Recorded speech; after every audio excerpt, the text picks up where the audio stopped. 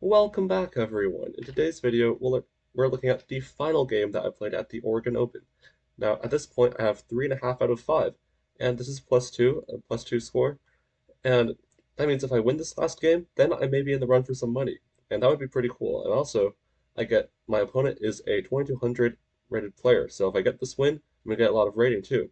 And my opponent's just not just any 2200, he is a floored 2200. Now, what does that mean? Now, a floor rating is a concept that you can kind of think of as a checkpoint in chess. So basically, if your rating gets to a certain level or to a certain level for a certain period of time, your rating never goes down past a certain point.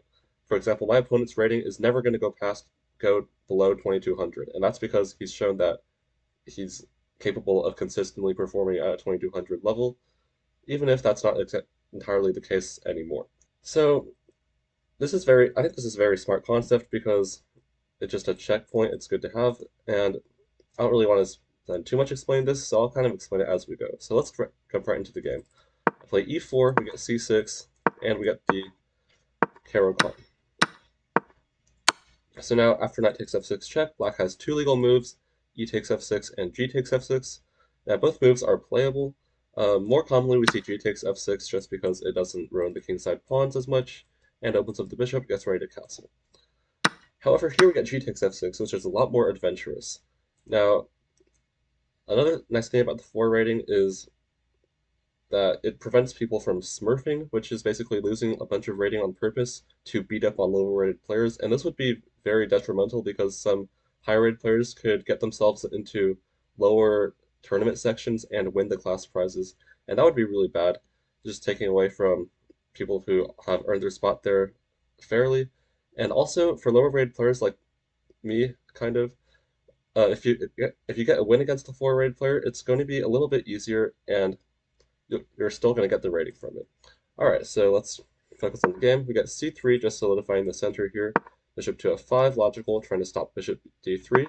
However, I play it anyway, and now black trades the bishops. Now black trades off my quote-unquote good bishops here because they are technically on the opposite color as my pawn here. But that doesn't mean my dark squared bishop is bad. It can develop to f4, and it has some prospects along this diagonal, which is rather open here. So my opponent plays rook g8, which attacks this pawn. Now, if you'll notice, this does hang this pawn at h7, so my decision right now is, do I want to take that pawn?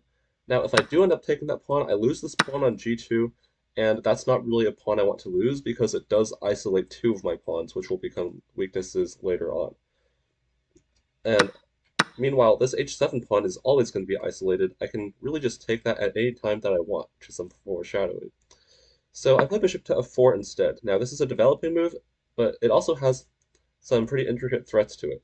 Now, first of all, if my opponent decides to take this pawn, that would be a huge blunder because bishop g3 would box in the rook like a castle. It would lay siege to the castle, if you will. Now, at this point, the rook is completely trapped. I'm just going to win the rook like this. If the queen tries to defend it, simply um, simply knight to f3, intercepting the queen, and king f1 picks up the rook. So my opponent cannot take this pawn, and also one of my threats is to capture this knight on f8 on b8 potentially. So if this queen, for example, moves to d7, I'm not sure why my opponent would play this, I would take on b8, and you'll notice that both rooks have now moved, which means black's king can never castle. Now this is good for me in the long term, because I'm going to be able to attack the king sitting right in the center like a duck. My opponent plays queen to g2, queen to d5, sorry, attacking the pawn on g2. This is logical because now if the queen takes, it's going to have a threat on the rook. So I play knight to e2. I was also considering knight to f3, but I didn't like that this kind of ran into e5 and then e4, which is a fork. Now it is true that I have queen to e2 in this position, but after f5, black's pawns are starting to push. Black's bishop has squares over here. Maybe I didn't really like this. The computer says that this is okay because this does give me this nice e5 square potentially for my knight, and also it just opens up some dark squares for my bishop, I guess. But instead I play knight to e2. Now I am sacrificing this pawn here, and I do have some nice little ideas if he does take the pawn. My idea was to castle queenside, and now this would protect my rook, but also threaten this rook coming to g1, which would be a skewer. So now my opponent is pretty much forced to go to g6, which would threaten my queen. And here I would play this very tricky move, queen to h3. I still have this threat, so my opponent would probably want to deal with it with maybe queen to e4 looks like a good move. However, you probably saw Evalvar shoot up there. That's because I do have a checkmate in one move on c8. Now, obviously, my opponent would have seen this, but it's just an interesting idea. I'm still threatening rook g1 in that line also. My opponent doesn't go for this as probably a little bit too tactical for him. I would also be quite reluctant to capture this pawn. Instead, he goes knight to d7. Instead, plays. Now, the best move here is probably knight to d7, just castling away, getting rid of this threat. However, my opponent plays quite an inaccurate move, e5. Now, this is the idea here is obviously to kick the bishop and maybe open up this bishop also, but it's kind of slow because black is a little bit taking too long to castle. And also e5 is just blowing up the center, which isn't a great idea when your king is kind of stuck there. So I simply drop back, and if knight bd7, I have a choice to castle kingside or queenside, but now of course I choose to castle kingside because I do want to protect this pawn.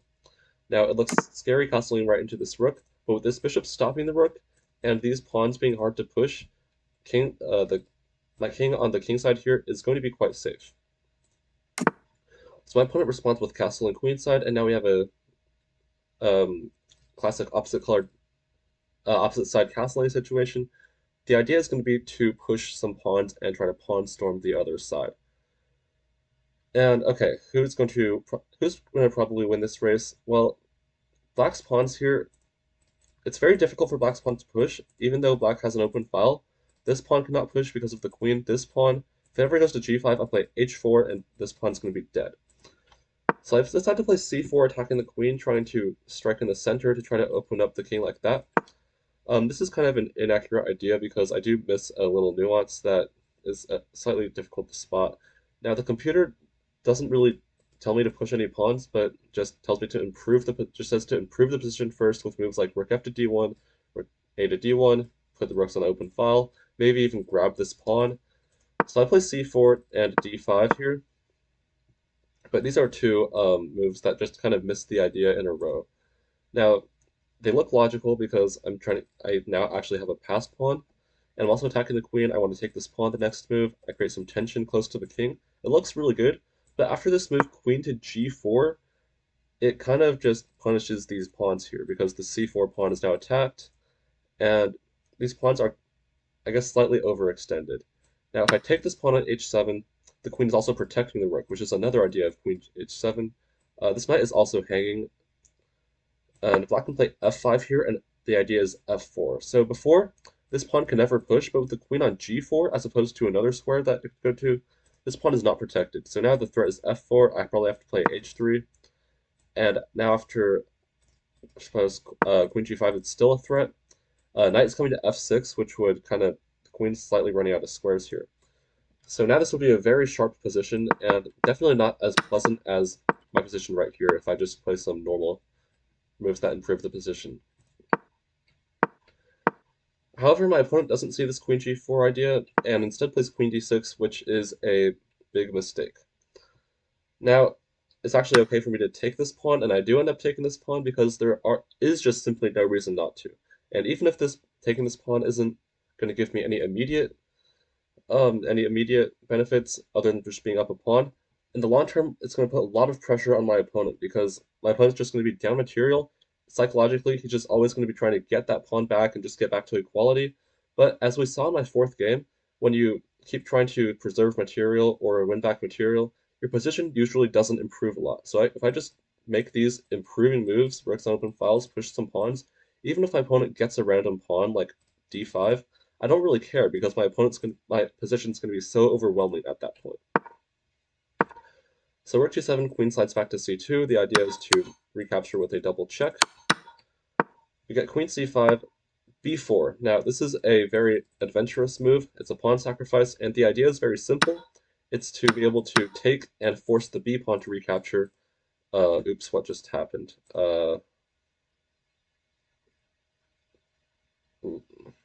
Okay, a little bit of right-click issues there.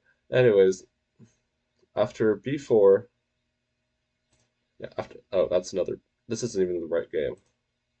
This was the last game. Why is that? Why does that just happen to have b4 in it? This one. Um, all right. I might cut that part out. I might not. I might be too lazy. Probably too lazy. Okay. So, anyways, b4, and the idea is that right now, if it, what is going on? I just well, okay, that's okay. I think it was pretty clear about the title. Okay. Now, if I take this pawn, the queen just takes, and black's structure isn't so bad. But after b4, even though I do lose a pawn, the kingside, I almost just did it again. Kingside pawns, very shaky. Kingside very shaky. Rook a to b1, rook to the open file. This position's becoming very, very nice for me. So I move my other rook to the open file.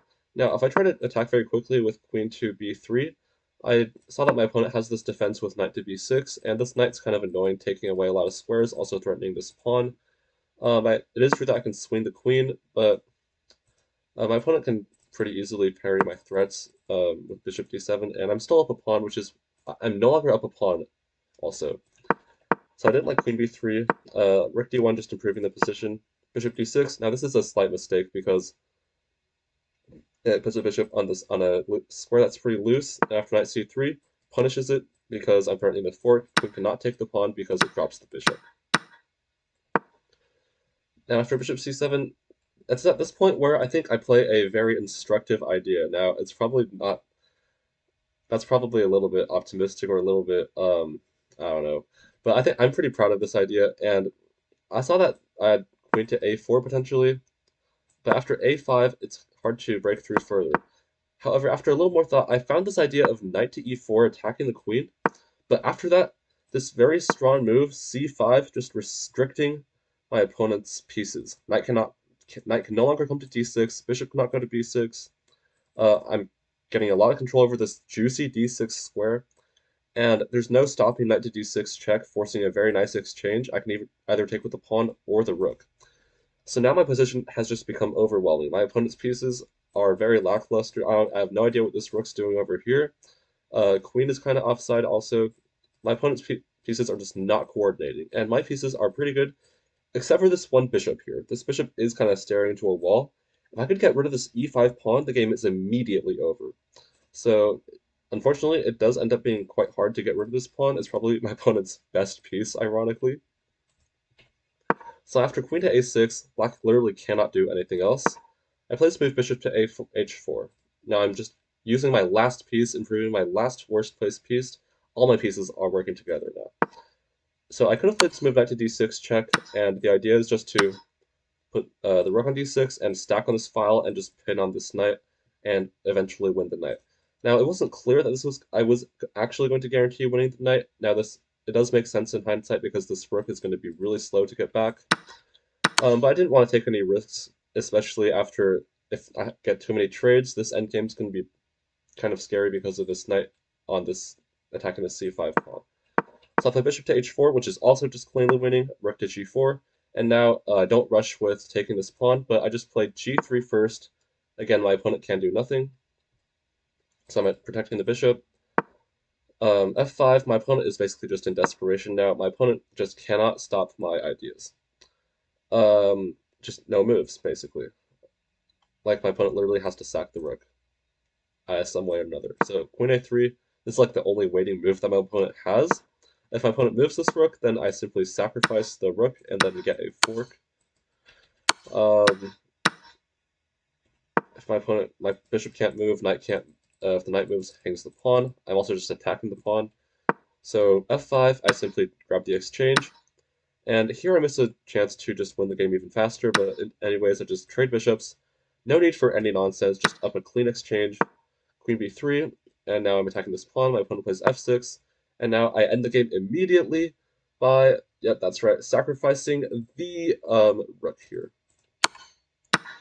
So takes, queen to f7 check, and it's just going to be checkmate very soon. King to c8, queen e6, and my opponent now resigns the game because there is nothing more to do. It's going to be checkmate in 2 moves, no matter where the king goes to. If the king goes to d8, rook to b8 check, followed by queen to d6, or if the king goes to c7, then the other order with queen to d6 and rook to b8. Now, back here instead of trading bishops, I could have won the game even faster by playing why for some by playing rook takes d7 immediately.